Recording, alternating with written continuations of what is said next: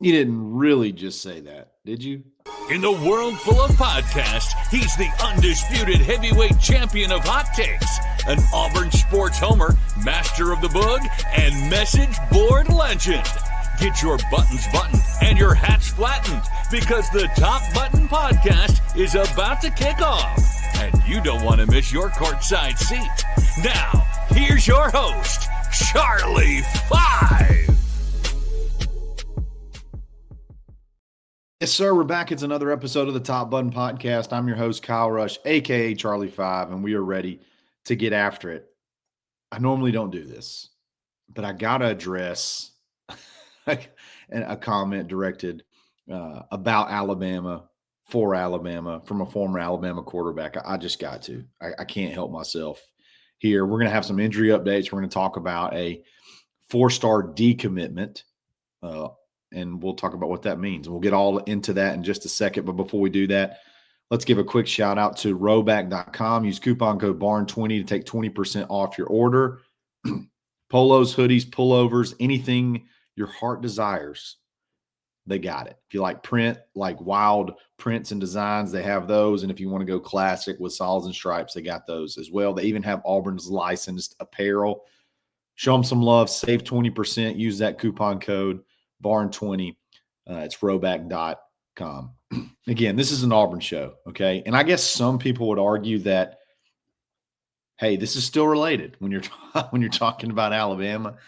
It's still an Auburn show. But I heard this, and I just had to talk about it. Okay, I love the Siskey and McCready show, or McCready and Siskey show, whatever you want to call it. And I think on Mondays they have AJ McCarron on. And I love AJ, by the way. I know that's going to make a lot of people mad. I love that he loves Alabama still. Okay, so much so that it hurts him. So much so that he's emotional about it. I honestly wish there were more Auburn former players that were similar, I guess, that had maybe not that had shows, because that'd be competition for me, but just that would just be outspoken and have a platform to, I guess, pump up Auburn the way AJ talks about Alabama. But anyway, he was on the McCready and Siskey show, and he made this comment, and I'm just going to read it, and then I'm going to have some words about it.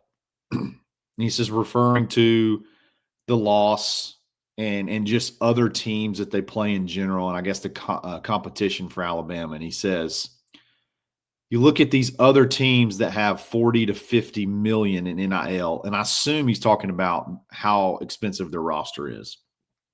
Alabama, and I know this for a fact, talking to multiple people in the program, Alabama has less than 20 million in their NIL. So what I'm assuming he's saying is these teams spend way more money on their roster than Alabama does, and it just makes things tougher. And I just got to laugh. I just have to laugh my you-know-what off when I hear an argument or hear even a statement like that. That may be 100% true. That may be 1,000,000% true. But at the end of the day, last year you had the top-rated roster in college football from a blue chip ratio perspective. In other words, you had more 4 or 5 stars than anyone in the country last year. And this year, you fall off a cliff all the way to number 3 in the country. The number 3 overall blue chip ratio in the country. In other words, there's only 2 schools out there that have more talent than Alabama has currently. I think what we're starting to realize, and maybe what AJ and other Alabama fans are starting to realize, is that, or maybe they won't realize it, the competitive advantage that let me back up. Alabama had an incredible competitive advantage for 15 years. They had obviously one of the greatest coaches of all time. We can argue about this all day, and I actually think this is a compliment.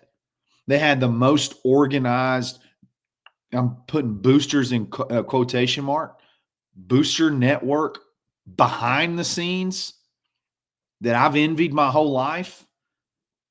They go by a bunch of different names, but you know what I'm talking about? That could go out and they knew how to go get players, and then they just got everybody.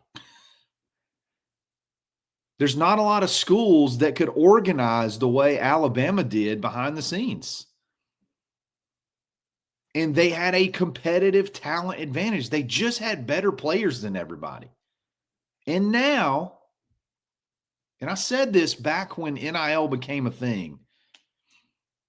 Now, and I said this also when talking to, Mike G on his show.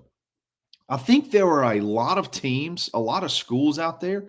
Texas Tech is a great example that probably had the money to be able to compete, but didn't have the wherewithal or the organization to be able to do it and get away with it. NIL puts it all out in the open. Oh, now I can just do what everybody else has been doing for years and years and years, and I can do that, and I don't have to have this crazy black market network. I can just go spend. Let's go, baby. Fire it up. Let's go get some players. And now the competitive advantage is gone. Now you got to go out there and spend. Or just being a phenomenal recruiter to be able to out-recruit money, which is becoming increasingly impossible. So it's not so much that other teams. I think that's what we're realizing is that now everybody has players, and hey, we don't like that anymore. It's been a long time, man. Imagine if you're 30 years old and an Alabama fan. 30 years old, or I take it back. Let's say 25. You're 25 years old.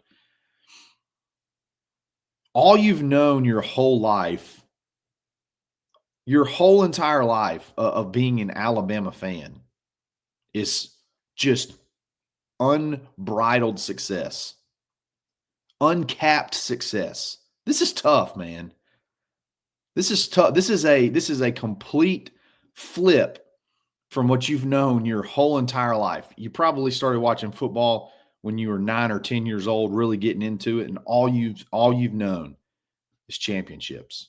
You've seen 6 of them in your lifetime in 15 years. That's insane. And now, boy, we seem human. We seem, dare I say, average. Look, I get it. I get the frustration from AJ McCarron. I mean, not even remotely trying to compare, but I played for a really good high school program. I think it's the all-time leader in wins in the state of Alabama. Second, the head coach that I played for is number 2 all-time in wins in the state of Alabama. And shortly after we graduated, not saying I had anything to do with it, but they've struggled to even get back to the semifinals of the playoffs. Definitely haven't won or even played in a state championship. So I get what it's like to see a program that you love not be able to get back to the success that they had when maybe you were there. I totally get that. But saying that, like, we're earlier in the summer, AJ said something to the tune of Hugh Freeze was full of crap for quote unquote saying he's doing it the right way. Is this not what you're saying? Alabama, hey, we're not doing it that way. We're not spending 40 to 50 million. We're only spending 20. It's just interesting to watch. It's interesting to watch the, I guess, the script flipped a little bit. NIL started in 2020, when you can start paying players. And that's when some Alabama fans will even say that the chinks in the armor of Nick Saban started to show.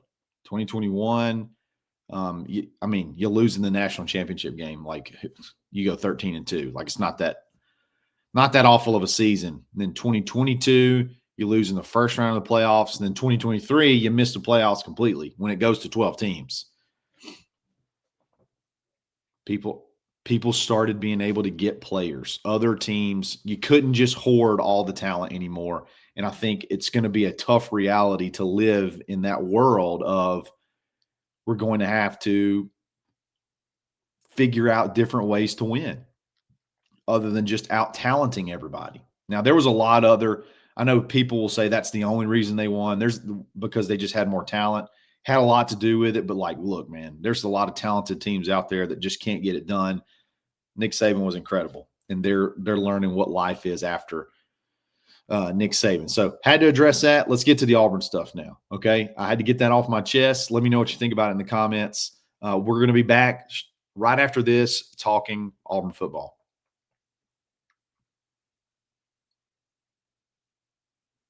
Auburn was back on the practice field. They've been back on the practice field, but they let us have a very short viewing period yesterday and couldn't glean a ton again. And I understand it. Look, viewing periods are going to get few and far between from now until the end of the season. But from an injury standpoint, obviously Champ's going to be out. I mean, there's no doubt about it. Talked to a few people. They think maybe the Georgia game, get through these next 4 games and to bye. The thumb, you could play with it. I mean, you could wrap it up after maybe a week or two. But what's the point? What's the point of trying to injure it, worrying about injuring it further? Can you really be that mega effective with a big wrap, a big club on your thumb as a defensive back, when a lot of times you're going to be in one-on-one scenarios in coverage and in tackling? I mean, when you're having to make a tackle, typically that means that person's broken through 2 lines of the defense. So you need to be able to use your hands and wrap up. And Auburn's got a pretty deep defensive backfield anyway, so I don't think there's any reason to push it. Knowing Champ, he's probably going to want to come back as soon as possible. So wouldn't shock me if he got back sooner, but I think circle that Georgia game as maybe Champ's return. And I'll tell you one thing about Champ that you don't have to worry about. You don't have to worry about him showing up to that Georgia game as his first game back and being out of shape or not being ready. Because that kid, I mean, I can only imagine the emotions he's going through right now. I battled back so far, so long with an incredibly gruesome injury to where not only am I back 100%, I won a dang starting job. And then you break your thumb. It's just so unfortunate. But I don't think he's going to be one you have to worry about. Damari, I think he had a little bit of a shoulder ding. I think he did come back in the game, even after he kind of hobbled off, and you could tell he was holding, I believe it was his left shoulder really low. And it was like, man, there's no doubt about it that's a shoulder. Yesterday, he did not work out with the running backs in the period that we saw. So he kind of was off to the side. So I would not expect him to play this week. And, honestly, that's probably a good thing. That's probably a good thing for him and for the offense. He was running like a madman. And I don't know that that's going to be something you're going to be able to 100% rely on when you get to conference play. And if you want to be able to work on the passing game and get that kind of honed in, it's no harm, no foul, I guess, for Damari to be out. Yes, him being in there for pass protection would be big. Neither one of the running backs did very well in pass protection, so more reps for them in pass protection would be great. But I guess maybe just that I guess just I don't want to call it a threat, but just the temptation to just hand him off the ball because he was having such a good game and he can go rip off, 4 to 6 yards every single time. Not having that may force you to have to look at throwing the ball a little bit more. So not a it sucks because he's another one that's worked for forever and been super patient. This is really his last shot. So you want him to be able to play as much, but I think it's better, especially over these next 2 games, to let it rest and be ready when you go on the road at Oklahoma, because that's going to be a tough matchup. So that's really the only 2 big injuries, I guess, that there are to discuss. Amaris Williams is fine. He practiced yesterday. He actually came back in the game, though, so that wasn't even that big of a concern. I think you're going to see Jaquez Robinson step in as your second guy in front of Champ, unless something changes between now and then. At least that's what it says on the depth chart, and that's what it looked like whenever they ran out their first team defense. So that's probably what you're going to do there. And then obviously you're just going to see more of Jeremiah Cobb and, maybe even some Darrell Robinson, maybe even some Omar against Ball State, which that'd be fantastic. It'd be fantastic to finally get to see him, because he's obviously been one of the talks of fall camp. So overall, you're going in pretty healthy. Down a couple of guys. Luckily, you got the depth there to I guess mask it or cover it up or whatever, and you go handle business against Ball State this weekend, and then South Alabama next weekend. So overall, pretty healthy. Let's see what happens as it gets closer to game day. Auburn loses a commitment. Hezekiah Harris, very, very good player.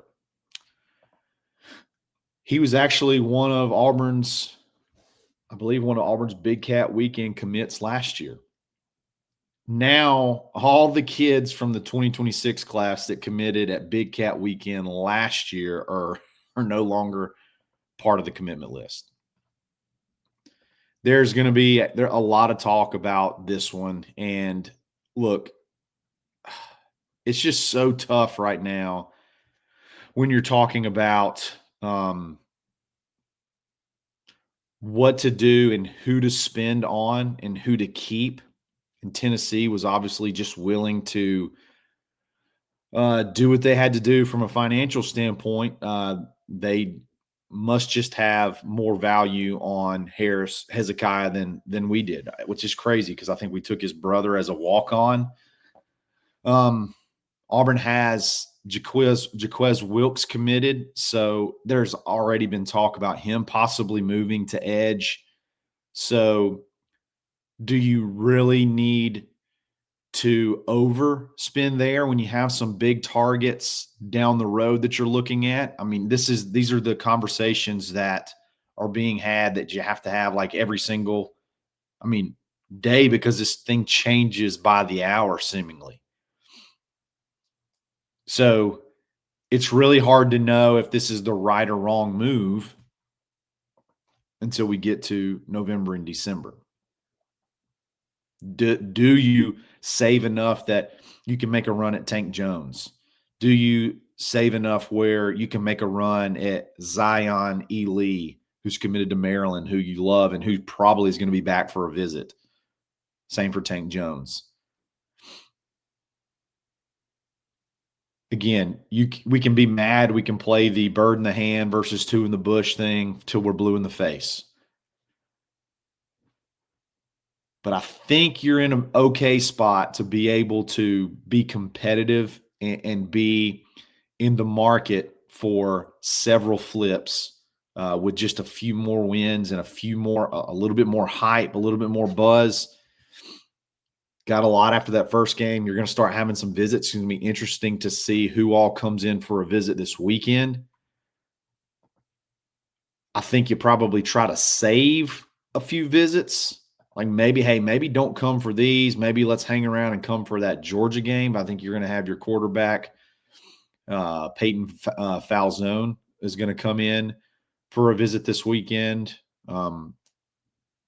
which is, go ahead and get him in, make sure that that's the direction you want to go and solidify him. But let's see who else shows up.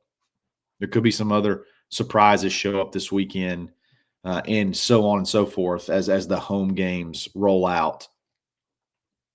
But yeah, you built a little bit of buzz and you lose a commitment and it's a big one. And obviously you're going to drop. I think on 3, you've dropped to, I think, 33rd, if I'm not mistaken. You were up in the 20s and you've dropped to, I think, 33rd overall now. So still got some work to do, still in a good spot. It's not the end of the world. And again, it's impossible to know if this is a mistake. It's impossible to know if this is a mistake until we get to November and December and we see how this whole thing shakes out. So there's really no reason to freak out over anything. I know it's no fun right now, but again, let's see what happens. We don't want to win the recruiting battle. You don't want to win the recruiting title in September. We want to be there in December. So guys, thanks for listening. Let me know what you think. If you hate the talking about Alabama stuff, let me know. I felt like I had to get that off my chest. I couldn't let that go unaddressed. Okay. I really appreciate it though. Let me know what you think. We'll talk again soon. Tomorrow, got a big guest. I think we got him locked in. And it may be related to the content today. So hang in there. We'll be back again tomorrow. It's another episode of the Top Button Podcast. Stay buttoned. Thanks for listening and drive home safely.